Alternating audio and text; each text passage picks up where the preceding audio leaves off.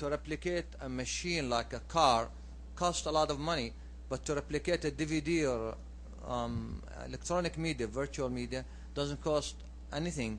That's where the problem lies, where you try to sell a software for $1,000 in a country where the whole income of the whole year is not $1,000 or $2,000. So this is where I believe the mistake is. Now the question, he wants a question, is you answered part of it. I see on Berkeley, GNU, and other places about licensing of open source.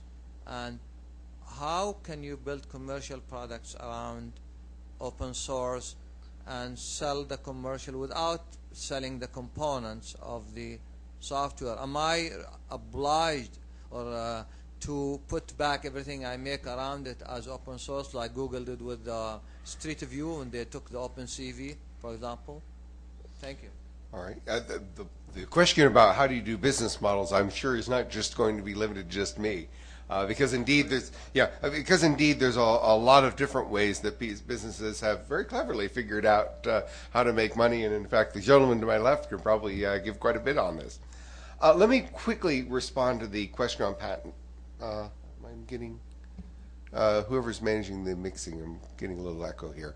All right, I'll just continue on. As far as software specifically, the reason I'm focusing on software specifically and why I think software patents were a crazy idea is several. One, of course, is actually people have studied the effect of patents on software. And while you can actually make, there is, I guess, some case for biotechnology patents. It's not my field, so I'm no expert on it. All the evidence that people have managed to collect generally tends to be negative. I think if you design the question carefully, you can manage to show at least maybe it doesn't do as much damage as you might worry about. But that's the best you can say for it is, well, maybe it could be worse. But that's not an argument for what's become a pretty onerous system. Historically, algorithms were always forbidden as a patenting section, something that could be patented in the U.S. And I'm not as familiar with the patenting systems of other countries. I'm fully aware that they're not all identical. So let me speak specifically on the American system. On the American system, algorithms were acknowledged. They were specifically said that they couldn't be patented, and the workaround was to pretend that software was exactly the same as hardware. This, of course, was patent nonsense. It is true that hardware and software are interrelated, and many things can be implemented by one or the other. But it's also true that from both a legal and practical perspective, they're not the same. Generally, for example, both in conceptual and pragmatic terms. First of all, from a legal perspective, we already have a system for controlling things that are written. It's called copyright. Most of the countries around the world already have a copyright system. We don't need multiple legal systems that interfere with each other. So we already have a system in place for writings. The second problem is actually already being shown in the Bilski case, which is up at the Supreme Court right now. As soon as you permit algorithms, there seems to be nothing that can't be patented. So people have already patented or variation on patents on things like how you swing on a swing, purely mental processes for which there are no mechanisms or software or anything else. Someone has already submitted a patent on plot lines and stories. And the interesting thing is that everyone agrees that those are silly, but everyone is finding trouble why they're silly. Because as soon as you said algorithms were patented, which was accepted for a very long time, that was not acceptable, the door of the Pandora's box was opened, and all sorts of things that the original rules were specifically designed to prevent were now permitted. And I don't know, I actually think we can create, just simply switch back and say algorithms are forbidden. That's it. If it's an algorithm, you can't patent it. You can copyright implementations. Many of the hardware issues are not algorithms per se. They're clever media materials and so on. And so I don't think that the hardware world will be imperiled. Let me quickly move on to license and how do you make money, because I think a lot of other people are going to have also a chance to talk about it. Quickly, There's actually turns out to be a large number of different ways to either make money or prevent the loss of as much money, which from most organizations is the same thing. If something costs you less, then that's still a good thing. So let me start with the easy one that's not a business model, and then put that aside. One is the simply I put money aside along with others, create a consortia, or at least what looks like a consortia, to reduce my costs. Okay. Another approach is, and that's not making a new business, but it does end up creating a project that works. But as far as a business model goes, there's actually quite a number of them. First of all, there's the making the product, giving it away, selling the services, selling the improvements, training, installation, and so on. None of those are free.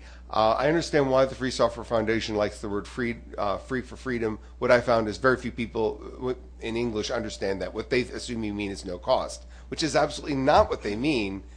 But it's what people think that you mean, and that's unfortunate. I like Libra instead, if you're going to use that another term.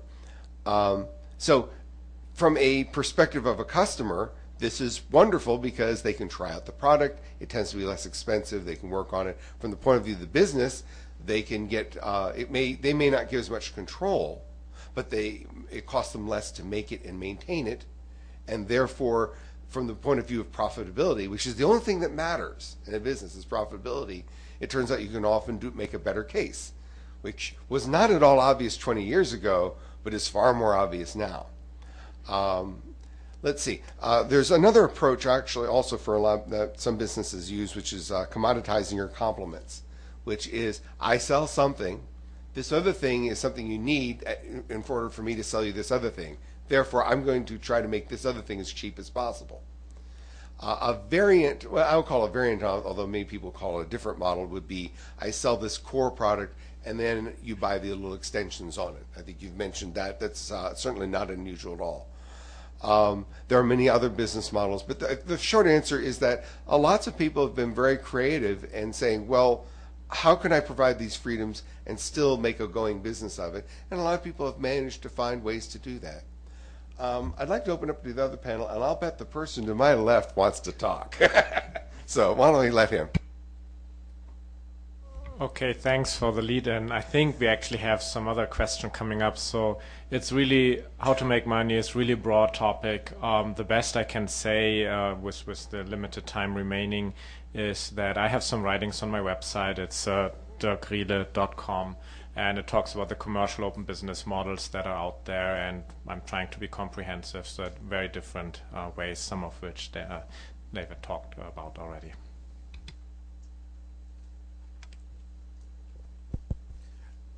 I have to bring in the cloud computing issue again, honestly.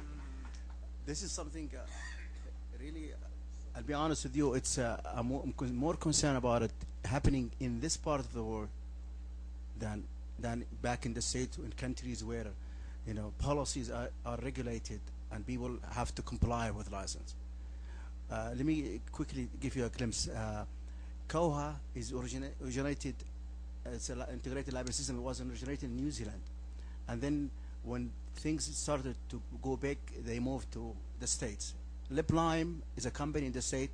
They bought the right, they bought the right for the domain, and they led as really the community agent and release manager or so. They built so many customers, and they preferred the cloud computing, the software as a service. So things went to making the service as a commodity more than they need as software. And they did contribute to a lot of nice features. What happened is, when about 4 months ago, they announced the Koha Enterprise solution. And for some reason, the license allowed them to do so. They decided to keep the features, the enhancement, the bugs, fixes, only to their customers. They have about 400 customers. And that made a big rage in the market. People get so frustrated, and you hear talks, everybody, this is forking, this is not forking, this is forking, and so on. And the net was big, full of everybody. So until then, Koha community decided to spin off, to take over, and bring everything back to New Zealand. Now everything is in New Zealand, and they established a community there, and a website and everything, but they could not claim back the domain. what happened now, one of the first thing they did, they decided that the GNU license that